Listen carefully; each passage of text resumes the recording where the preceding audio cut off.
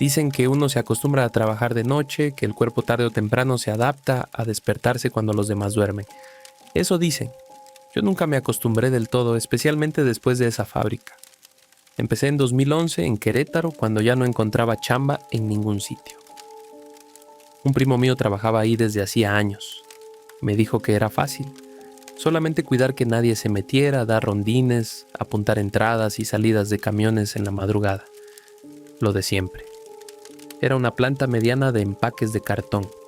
De día era un hervidero de personas, obreros, montacarguistas, supervisores, gente de calidad. Pero de noche quedábamos dos, otro velador y yo, un señor al que todos llamaban Don Chema. Siempre nos turnábamos en los pasillos. Uno vigilaba las bodegas de materia prima y el otro la línea de producción y las bodegas de cartón prensado. Esa era para mí siempre la más rara. Cuando entré, Don Chema me hizo la advertencia con voz en broma, pero no del todo. Aquí no es la rata la que asusta, aquí es la fábrica misma. Ahí te vas a dar cuenta, muchacho.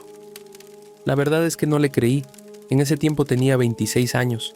Lo que más me desesperaba era no tener dinero para pagar la renta. Las primeras semanas fueron normales, un par de ruidos que no venían de nada visible, pero que eran lógicos.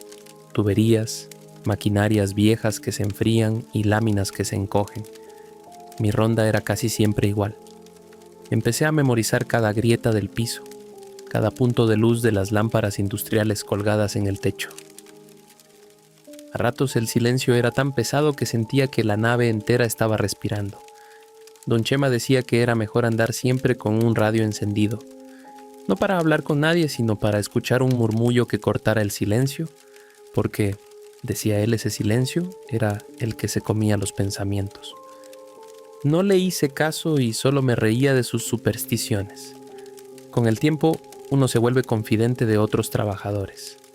Aunque no los veía a diario, siempre llegaba la anécdota del que sí trabajó antes que tú, el que escuchó pasos, el que vio algo moviéndose detrás de la banda transportadora. En mi segundo mes, un operador de montacargas que se quedaba a hacer horas extras me contó que hacía años, en uno de los turnos de la noche, un tipo murió prensado entre dos máquinas. Nadie supo cómo pasó, porque nadie lo vio directamente, solo lo encontraron. Después de eso, decía él, la línea donde pasó se detenía sola cada par de semanas. Una vez contaba, entre risas apagadas, que los supervisores la bendijeron con agua y veladoras, pero no duró mucho tiempo. Son cosas de fábricas viejas, me decía, dándome una palmada en la espalda. Yo me reía de eso, pero por dentro me daba un escalofrío que no admitía ni conmigo mismo. La bodega de cartón prensado era otra cosa. De día era un caos de gente entrando y saliendo, revisando inventarios, apilando pacas enormes. De noche era como el estómago vacío. Cuando me tocaba pasar por ahí sentía la temperatura bajando. Había un pasillo entre dos muros de pacas que se cerraban en una pared ciega y nada más. Pero cada que me tocaba ese pasillo escuchaba pasos que no eran míos, respiraciones que no venían de nadie. Decía que era mi cabeza, pero la cabeza no hace eco de botas sobre el concreto. Don Chema me contó la suya. Una vez, uno de los jefes se quedó más tarde porque quería atrapar a un supuesto ratero. Dice que vio a alguien parado al fondo de la bodega, que le gritó y que ese alguien desapareció entre los montones. Al otro día encontraron las cámaras desconectadas y desde entonces nadie volvió a revisar ese pasillo solo. Nunca pregunté más, dijo. Mejor no saber, decía Don Chema. El supervisor de mantenimiento, un tipo seco que todos respetaban porque sabía mover hasta el reloj del checador, me soltó una historia casi sin querer, que cuando entraron nuevos dueños para modernizar la planta, uno quiso derrumbar parte de la bodega de cartón para ampliarla. Haz de cuenta, decía él apretando la llave inglesa entre los dedos. Todo se empezó a caer solo. Gotera, fisuras, grietas. Dijeron que no se podía. Desde entonces nadie se atreve a tocar esa pared. Y ahí quedó como muro ciego, un pasillo que nadie necesita cruzar, salvo yo, cada noche. Las cosas empezaron a torcerse para mí cuando una madrugada escuché el zumbido de una máquina encendiéndose sola. No era la primera vez que Don Chema me decía que eso pasaba, pero siempre pensé que eran bobinas flojas o alarmas mal calibradas. Aquella noche estaba solo. La línea 3, la de la historia del prensado, arrancó como si alguien activara todos los botones. Los focos se encendieron en fila, uno tras otro. El rodillo central empezó a girar lentamente. El resto de la planta estaba muerta. Me quedé parado frente a la línea, sintiendo que el aire se volvía espeso. No escuchaba mis pasos, solamente el zumbido y un golpeteo suave, metálico, como si algo quedara atrapado dentro del rodillo. No me acerqué. Me di la vuelta y me fui directamente a la caseta sin mirar atrás. Don Chema se rió cuando se lo conté, pero no era una risa burlona. Era esa risa de «ya te tocó». Te dije, chamaco, esta fábrica se traga lo que uno calla, por eso es mejor guardar silencio. Y lo hice. No volví a contárselo a nadie, pero desde esa noche, cada que me tocaba ese pasillo, rezaba bajito, aunque nunca aprendí a rezar bien. Después de esa noche de la línea encendida, dejé de reírme de Don Chema. Cada madrugada, cuando recorría los pasillos, sentía la piel de la nuca erizarse antes de doblar cada esquina. Me convencía de que era el viento, de que solamente era un gato callejero metido por las rendijas de la bodega. Pero la fábrica tiene un silencio que uno aprende a respetar.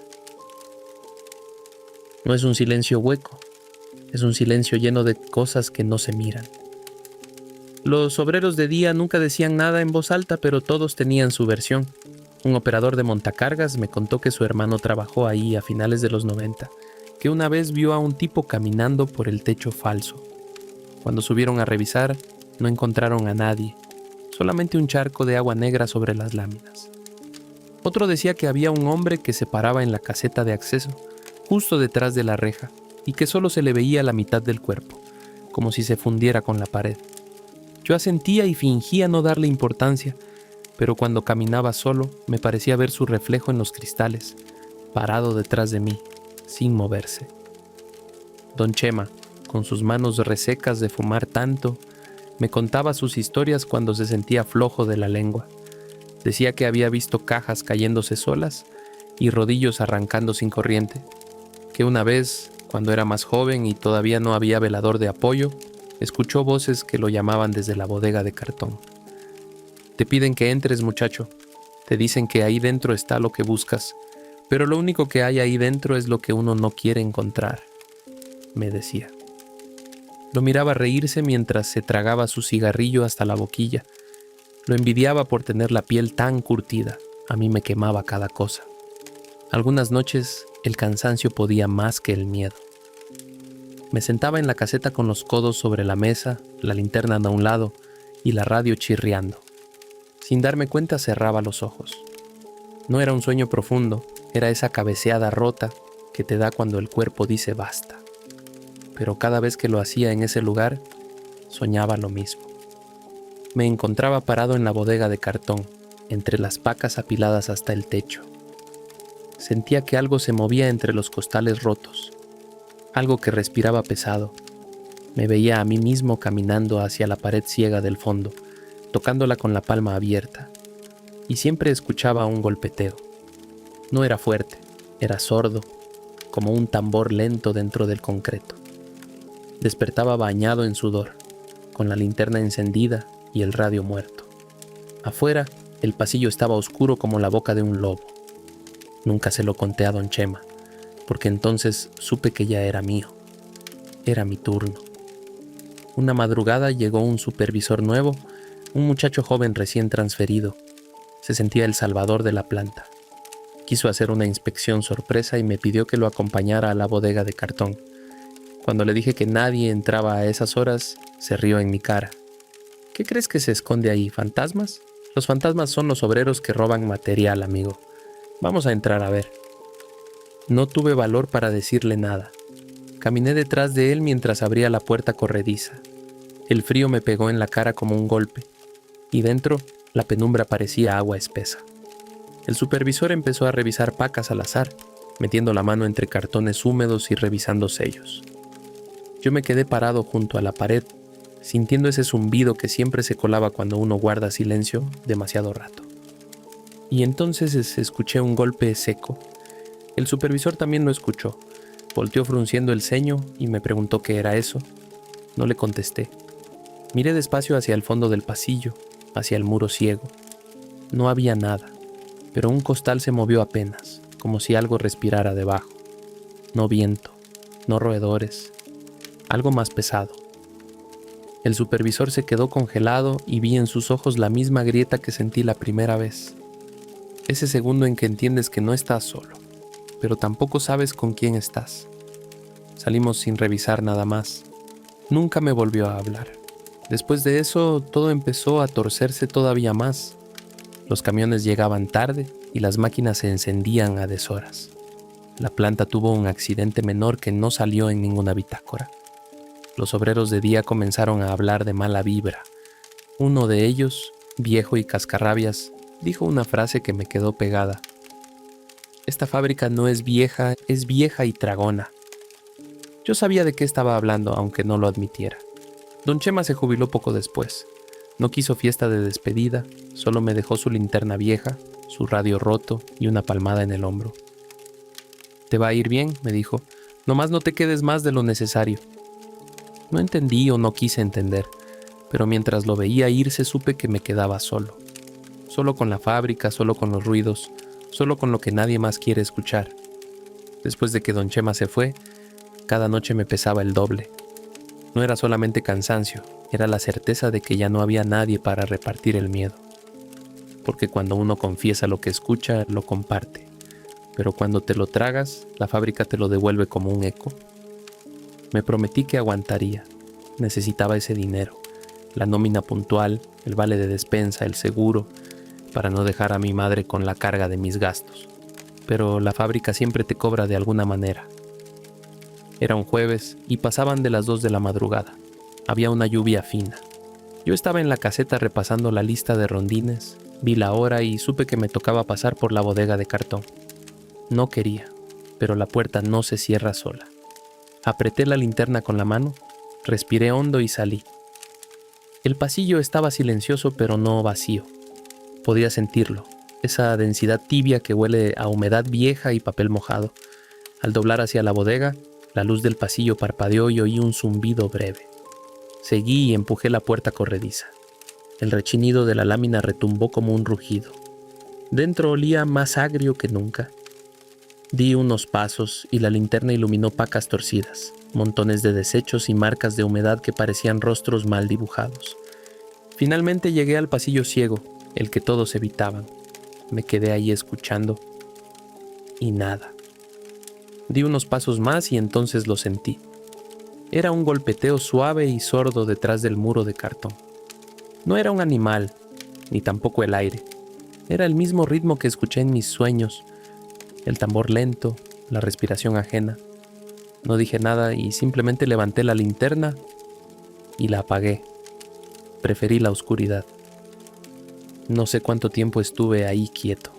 En mi cabeza se mezclaban las historias, el prensado de la línea 3, el tipo del techo, el charco negro. Todo estaba ahí, en la fábrica. Me di cuenta de que yo también era parte de esa lista que nadie escribe. Salí caminando sin mirar atrás y cerré la puerta corrediza. Puse el candado con manos que me temblaban como hojas de papel. Regresé a la caseta, abrí mi libreta de rondines y la dejé en blanco. No marqué la hora ni anoté nada. Al amanecer, cuando llegó el relevo, le di mis llaves. No pedí explicación, solo recogí mi mochila y caminé hasta la reja. Detrás la nave de lámina, las líneas apagadas, la bodega de cartón como un costal reventado. Y juro que escuché un golpe seco, sordo, como si alguien más tomara mi turno. No miré de nuevo. La verdad es que ya estaba harto de todo eso.